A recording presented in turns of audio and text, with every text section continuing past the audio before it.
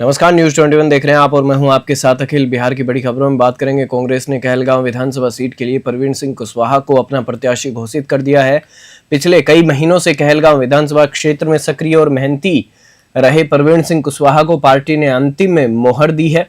आपको बता दें कि उनका लगातार क्षेत्र में जनता से संपर्क और विकास कार्यों में योगदान पार्टी नेतृत्व के सामने आया, जिसके चलते उन्हें यह सम्मान मिला। कांग्रेस के वरिष्ठ नेताओं ने कहा कि परवीन सिंह कुशवाहा क्षेत्र के लिए सबसे योग्य उम्मीदवार हैं और उनके नाम की घोषणा से पार्टी की स्थिति मजबूत होगी। आगामी चुनाव में उनकी मेहनत और लोकप्रियता कांग्रेस के लिए निर्णायक साबित हो सकती है। भागलपुर से राहिल सिद्दीकी की रिपोर्ट। ये खबर सामने आ रही है कि टिकट आपका कहलगांव विधानसभा से कंफर्म हो गया, क्या है? ये तो खुशी की बात है ना। ये तो खुशी की बात है। हमारे तमाम बड़े नेता जो कांग्रेस के आलाकमान हैं सब बैठे, सीईसी की मीटिंग हुई और उसमें अगर नाम पास हो गया हमारा, तो इससे बड़ी सूचना मेरे लिए इस जीवन में कुछ हो नहीं सकती है। आगे की क्या रणनीति है? लड़ेंगे कहलगांव, जीतेंगे कहलगांव। जय कहलगांव, जय जय बिहार। लोकरिया थाना की एसआई विभा कुमारी, एसआई स्वाति कुमारी और एसआई सूरज कुमार ने हरना टाड में समस्त थाना बल और एसएसबी टीम के साथ शाम 7 बजे से रात 11 बजे तक फ्लैग मार्च आयोजित किया। इस दौरान जनता को आदर्श आचार संहिता और मतदान के महत्व के प्रति जागरूक किया गया। एसआई विभा कुमारी और उनकी टीम ने पूरे कार्यक्रम में कोई कमी नहीं छोड़ी और जनता को नियमों और सुरक्षा के प्रति समझाया। इस पहल से क्षेत्र की जनता काफी प्रभावित और खुश नजर आई। स्थानीय लोग अपने एसआई विभा कुमारी के समर्पण और मेहनत की सराहना कर रहे हैं। बगहा से सतेंद्र श्रीवास्तव की रिपोर्ट।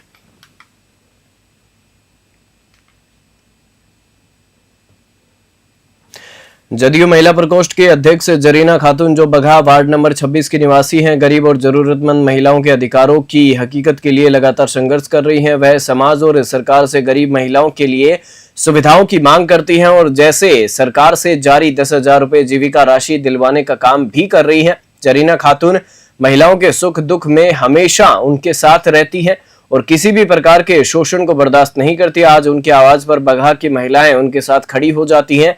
हाल ही में उन्होंने कटाव स्थल पर जाकर महिलाओं के साथ कटाव रोकने का काम किया। उन्होंने याद दिलाया कि 20 साल पहले यहाँ दस्यु सरगनों का जमघाट था, जिसे लोग जंगल राज के नाम से जानते थे। आज मुख्यमंत्री नीतीश कुमार की पहल से जंगल राज खत्म हो गया और महिलाएं दिन रात सुरक्षित होकर बाहर जा सकती हैं। बगहा से सतेंद्र श्रीवास्तव की रिपोर्ट। हुए हैं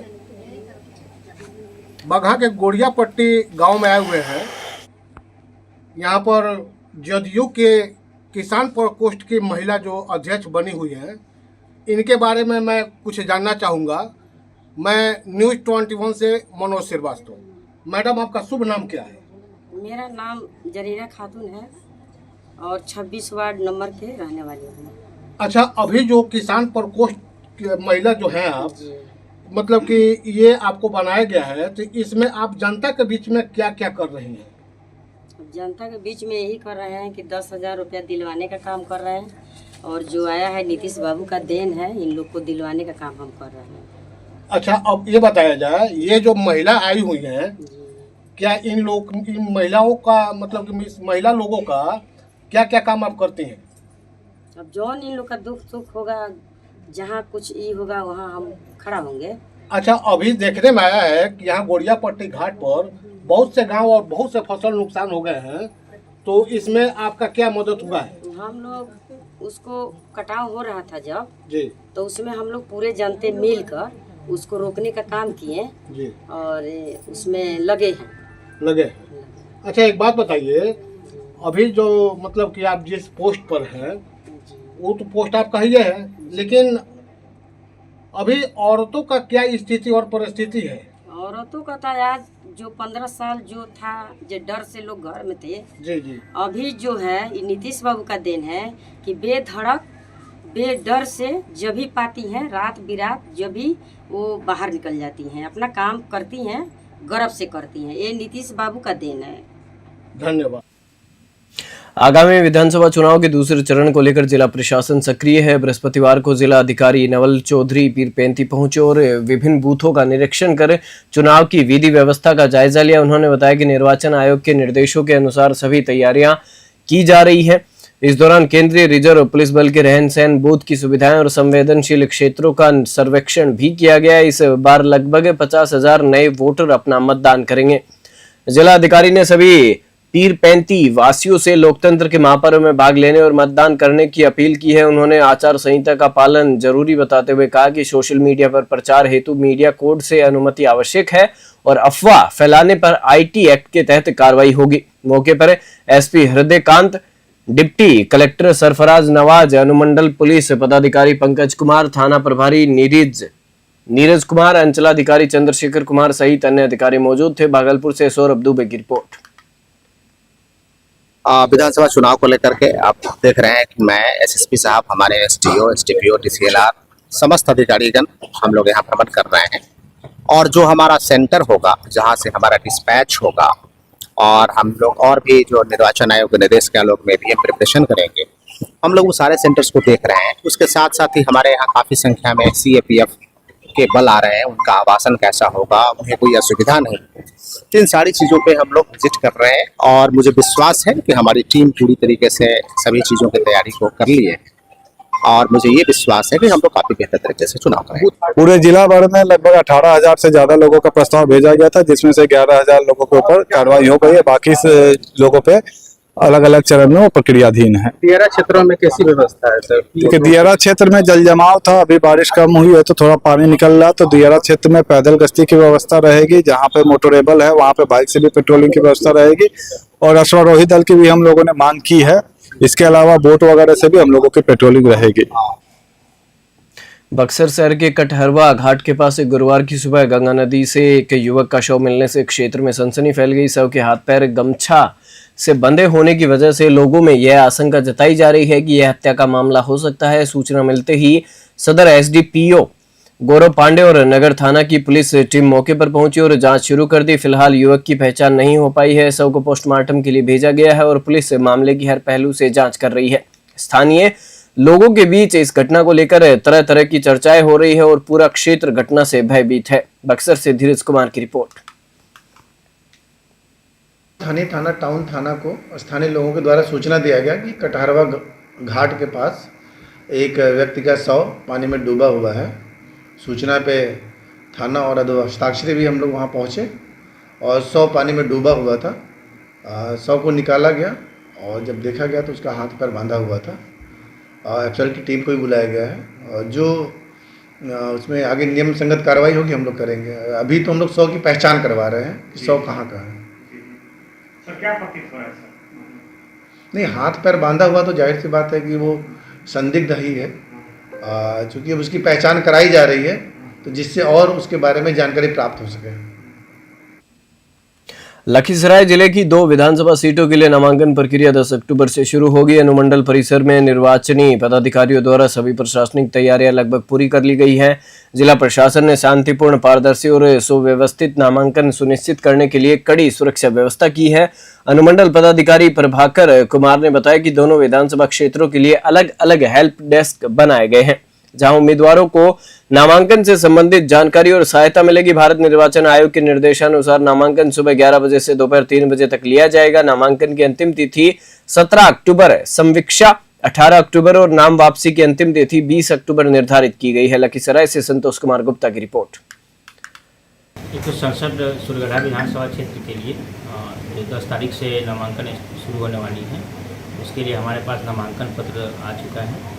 जो भी संभावित उम्मीदवार हैं वो हमारे नजारत में आके 10,000 का नाजी रसीद जो जनरल कैंडिडेट है वो, और जो SC ST के लिए हैं वो अपना जाति प्रमाण पत्र दे के 5,000 जो आधा पैसा लगता है उसमें दे के नामांकन पत्र प्राप्त कर सकते हैं। और जो हमारी रिकॉग्नाइज्ड पॉलिटिकल पार्टी है उनके साथ एक प्रस्तावक आएंगे। जो भी संबंधित जानकारी है वो निर्वाचित पदाधिकारी से प्राप्त कर सकते हैं मेरे कार्यालय में आज ही। और 11 बजे से 3 बजे तक नामांकन की प्रक्रिया चलेगी। 3 बजे के बाद प्रक्रिया नहीं होती है, बंद जाती है। कल से नामांकन की प्रक्रिया होनी है और आप लोग को मालूम होना चाहिए जो इसमें RO 168 के लिए हम हैं मंडल पदाधिकारी, 167 के लिए DCLR साहब हैं और नामांकन की प्रक्रिया पूरी अनुमंडल कार्यालय में ही होनी है। 168 के लिए मेरे कार्यालय प्रकोष्ठ में और 167 के लिए DCLR साहब के यहाँ होना है। इसके लिए पूरी तैयारी है और हम लोग 11 बजे से लेके 3 बजे तक कल से बैठना शुरू करेंगे। जिनको भी नॉमिनेशन कराना है कल भी आ सकते हैं। उसके लिए जो पहले से गाइडलाइन निर्धारित है, एक उम्मीदवार और उनके साथ 4 अन्य लोग, टोटल 5 लोग की एंट्री हो। बिहार विधानसभा चुनाव के मद्देनजर जनसुराज पार्टी ने अपने 51 उम्मीदवारों की पहली लिस्ट जारी कर दी है। गुरुवार को पाटलिपुत्र स्थित पार्टी कैंप कार्यालय में प्रेस कॉन्फ्रेंस आयोजित की गई, जिसमें राष्ट्रीय अध्यक्ष उदय सिंह और प्रदेश अध्यक्ष मनोज भारती ने उम्मीदवारों की सूची का अनावरण किया। इस दौरान पार्टी के वरिष्ठ नेता वाईवी गिरी, आरसीपी सिंह, रामबली चंद्रवंशी, सीताराम यादव, आफाक हैदर, मोनाजीर हसन और किशोर कुमार भी मौजूद रहे। पार्टी ने उम्मीदवारों की घोषणा के साथ ही आगामी चुनाव में अपने चुनावी अभियान की तैयारी भी तेज कर दी है। पटना से अविनाश कुमार सिंह की रिपोर्ट। तो बहुत बहुत धन्यवाद आप लोगों को। और आप अभी प्रतीक्षा कर रहे थे और देखिए जनसुराज का जो पहला इनाम है ना, बिहार में इतिहास बनाने जा रहे हैं। पहला जो हमारे उम्मीदवार हैं वाल्मीकि नगर से, इनका नाम है दृग नारायण प्रसाद। हम लोग जाति की चर्चा नहीं करते हैं, लेकिन आपको पता होना चाहिए कि थारू समाज जो है, हमारा जो अनुसूचित जनजाति के लोग हैं जो वहाँ निवास करते हैं, पहली बार जनसुराज वहाँ से इस समाज को अपना टिकट दे रही है और ये सामान्य सीट है। अब आप आइए, दूसरा जो हमारा सीट है लौरिया से हैं सुनील कुमार जी। तीसरा सीट है हरसिद्धि जो रिजर्व सीट है, इसमें अवधेश राम जी हैं। चौथा सीट है ढाका, इसमें डॉक्टर लाल बाबू प्रसाद जी।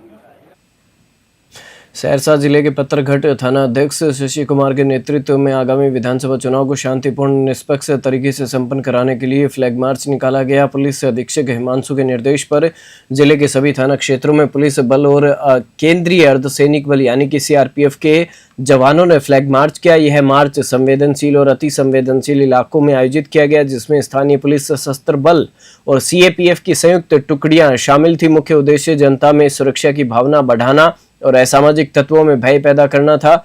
जिले में 6 नवंबर को चुनाव होने वाले हैं, जिसके मद्देनजर कानून व्यवस्था बनाए रखने के लिए नियमित गश्त, संदिग्ध व्यक्तियों की पहचान और आचार संहिता उल्लंघन पर सख्त कार्रवाई की जा रही है। फ्लैग मार्च के दौरान पुलिस ने नागरिकों से संवाद कर उन्हें निर्भीक होकर मताधिकार का प्रयोग करने और अफवाहों से दूर रहने की अपील की है। सहरसा से देवेंद्र कुमार की रिपोर्ट। स्थानीय थाना क्षेत्र के कुर्था बाजार वार्ड संख्या 6 में चोरी की घटना ने इलाके में सनसनी फैला दी है। आपको बता दें कि कुर्था निवासी नूर मोहम्मद आलम के पुत्र सगीर आलम के घर का ताला तोड़कर चोरों ने लगभग 10 लाख रुपए के गहने और नगद उड़ा लिए।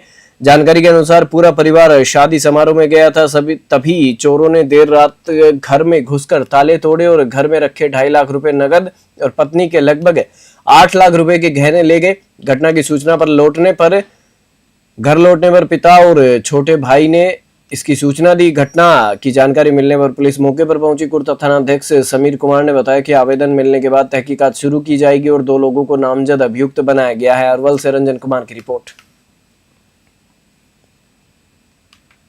राजधानी पटना के राबड़ी आवास पर गुरुवार को मुजफ्फरपुर जिले की कांटी विधानसभा सीट से आरजेडी विधायक इसराइल मंसूरी के खिलाफ बड़ी संख्या में लोगों ने जुटकर हंगामा किया। आपको बता दें कि विरोध कर रहे लोगों ने विधायक पर कई गंभीर आरोप लगाए और पार्टी नेतृत्व से चेतावनी दी है कि यदि यहां से किसी और को भी उम्मीदवार बनाया गया तो वे उसे जिताकर भेजने का दावा करते हैं। उन्होंने कहा कि पार्टी अगर प्रत्याशी नहीं बदलती है तो इसका असर मुजफ्फरपुर की अन्य विधानसभा सीटों पर भी पड़ेगा। मौके पर प्रत्यक्ष संवाद और पार्टी सूत्रों से पुष्टि के बाद ही आगे की कार्रवाई का संकेत मिलने की आशंका जताई जा रही है। पटना से अविनाश सिंह की रिपोर्ट। हम लोग कांटी से चलकर हजारों हजार के संख्या में महिला पुरुष इसलिए आए हैं कि पिछले बार जदयू के पार्टी से श्री इसराइल मंसूरी जी ने चोर दरवाजे से राजद में घुस गए। राजद में टिकट मिलने के बाद हम लोगों ने उनका जिताने का काम किया। वो जीतने के बाद किसी का भला नहीं किए और अपने भाई द्वारा दलाली करके पार्टी के लोगों को, वोटर को साइड करके वो अपना दलाली करके पैसा कमाने का काम किए। किसी का कुछ काम नहीं हुआ जनता का। और सिर्फ भोज खाने का काम किए, किसी के मृत्यु में, किसी के मर्डर में, किसी के में नहीं गए, सिर्फ शादी में भोज खाने का काम किए और पैसा कमाने का काम किए, किसी के दुख सुख में नहीं किए। ब्लॉक से लेके थाना तक बहुत अत्याचार और बहुत दलाली चल। बिहार विधानसभा चुनाव 2025 को लेकर लखीसराय जिले में नामांकन की तैयारियां पूरी कर ली गई है। नामांकन प्रक्रिया 10 अक्टूबर से शुरू होकर 17 अक्टूबर तक चलेगी। जिला प्रशासन पूरी तरह अलर्ट मोड में है और अनुमंडल कार्यालय परिसर में सुरक्षा और व्यवस्था के विशेष प्रबंध किए गए हैं। लखीसराय विधानसभा क्षेत्र के निर्वाचन पदाधिकारी सह अनुमंडल पदाधिकारी प्रभाकर कुमार और सूर्यगढ़ा विधानसभा क्षेत्र के निर्वाचन पदाधिकारी राहुल कुमार ने बताया कि दोनों विधानसभा क्षेत्रों में धारा 144 लागू कर दी गई है। नामांकन के दौरान 11 चेक पोस्ट बनाए गए हैं, जिनमें केवल 3 गाड़ियों को 100 मीटर दायरे में प्रवेश की अनुमति होगी। हर पॉइंट पर मजिस्ट्रेट और पुलिस बल तैनात रहेंगे। सूर्यगढ़ा विधानसभा क्षेत्र के 56 सुदूरवर्ती बूथों के मतदान समय में बदलाव किया गया है। अब इन बूथों पर मतदान सुबह 10 बजे से शाम 4 बजे तक होगा। अब अन्य बूथों पर मतदान का समय सुबह 7 बजे से शाम 6 बजे तक तय किया गया है। जहानाबाद से वरुण कुमार की रिपोर्ट। आज काको प्रखंड के में कार्यरत एक डाटा इंटरप्रेटर है, नाम उनका सतीश कुमार है। उनको 3000 रुपये रिश्वत लेते हुए रंगे पकड़ा गया है। एक परिवादी है खालिशपुर के श्री नीतीश कुमार, उनके द्वारा दाखिल खारिज के लिए आवेदन दिया गया था। उसका आवेदन क्लियर करने के लिए अभियुक्त द्वारा 3000 रुपये की मांग की गई थी। मांग के पश्चात जो अभियुक्त है उनका काम लटाए हुए थे। जो नीतीश कुमार है परिवादी, उनके द्वारा निगरानी थाना में आवेदन दिया गया था। आवेदन उपरांत सत्यापन किया गया। सत्यापन उपरांत मामला सही पाने पे निगरानी थाना कांड संख्या 8925 दिनांक 9/10/25 दर्ज किया गया और आज उनको 3000 रुपये लेते हुए पकड़ा गया। मध्य प्रदेश में कफ सिरप से बच्चों की मौत की घटना के बाद बिहार में भी स्वास्थ्य विभाग अलर्ट मोड पर है। सहरसा जिले के डीएम और एसपी के निर्देश पर पत्थरघाट में ड्रग इंस्पेक्टर ने मेडिकल स्टोर्स का निरीक्षण कर दवाओं की सघन जांच की। हालांकि उस कंपनी का कफ सिरप जिससे मध्य प्रदेश में मौत हुई थी यहां नहीं मिला, लेकिन जिन दवाओं पर संदेह था उनमें से कुछ कफ सिरप के नमूने लिए गए। उन्होंने बताया कि कोडिनुक्त कफ सिरप और नशीली टैबलेटों की भी सघन जांच की जा रही है। यदि किसी दवा में कोई भी दोष पाया गया तो सख्त कार्रवाई की जाएगी। सहरसा से देवेंद्र कुमार की रिपोर्ट। महावीर कैंसर संस्थान पटना ने अरवल जिले के वंशी प्रखंड और कुर्था प्रखंड में 3 दिवसीय स्वास्थ्य परीक्षण अभियान का आयोजन किया। जांच के दौरान मरीजों का blood pressure, blood sugar, height और वेट मापा गया। साथ ही खानपान और पेयजल पर परहेज और स्वास्थ्य संबंधी जागरूकता दी गई। कैंसर, डायबिटीज, उच्च रक्तचाप, पेट संबंधी समस्याओं सहित अन्य बीमारियों के बारे में लोगों को जानकारी दी गई। जांच टीम का नेतृत्व कर रहे महावीर कैंसर संस्थान के डॉक्टर अभिनव साइंटिस्ट ने बताया कि इस अभियान का उद्देश्य लोगों का संपूर्ण स्वास्थ्य परीक्षण करना था। इसमें बाल, नाखून, खून, पेशाब और खाद्य सामग्री जैसे चावल, दाल, गेहूं, आलू, मिट्टी और पीने के पानी के सैंपल लिए गए। यह जांच खाने पीने में मिलावट और उनके स्वास्थ्य पर पड़ने वाले प्रभावों को समझने के लिए की गई। यह परियोजना भारत सरकार और Indian council of medical research द्वारा वित्त पोषित है और महावीर कैंसर संस्थान द्वारा पिछले 2 वर्षों से 8 जिलों में आयोजित की जा रही है, जिनमें अरवल, जहानाबाद और नालंदा शामिल है। अरवल से रंजन कुमार की रिपोर्ट। बुलेटिन में फिलहाल इतना ही। आप देखते रहिए न्यूज़ 21।